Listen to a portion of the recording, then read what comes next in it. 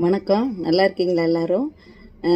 ரத்தன் டாட்டா இருக்கார்ல, அவர் முன்ன இருக்கும் பொழுது அவரை ஒருத்தர் சந்திக்கிறாரு.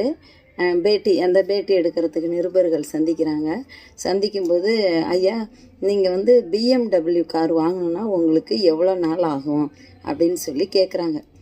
சும்மா ஒரு கேள்வி கேட்போமே, அவர்கிட்ட இருந்து ஏதாவது பதில் பிரயோஜனமாக கிடைக்குமேன்ட்டு.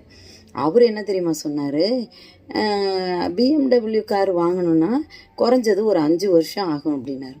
நிருபருக்கு ஒரே ஷாக் ஆயிடுச்சு. என்னையா நீங்கள் எவ்வளோ பெரிய பணக்காரவங்க, ஒரு பிஎம்டபிள்யூ கார் வாங்கிறதுக்கு 5 வருஷம் ஆகுங்கிறீங்களே, நீங்கள் எப்படி சொல்கிறீங்க, என்ன யோசனையில் சொல்கிறீங்க அப்படின்னு சொல்லி கேட்டார்.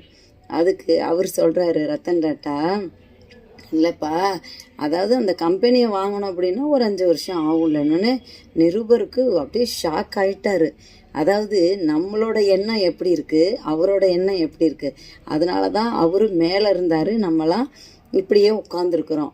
நம்ம எண்ணங்களை மாற்றணும். நம்ம வெற்றி பெறணும்னா நம்மளுடைய எண்ணங்கள் மாற்றணும். நிருபர் என்ன கேட்டார், பிஎம்டபிள்யூ காரு வாங்கணுன்னா எவ்வளோ நாள் ஆகுனாரு.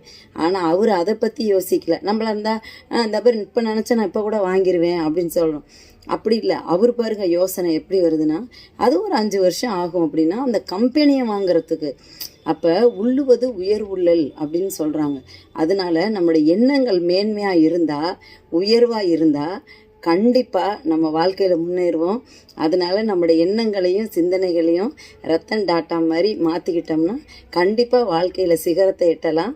எல்லாரும் முன்னேற என்னுடைய வாழ்த்துக்கள். நன்றி, வணக்கம்.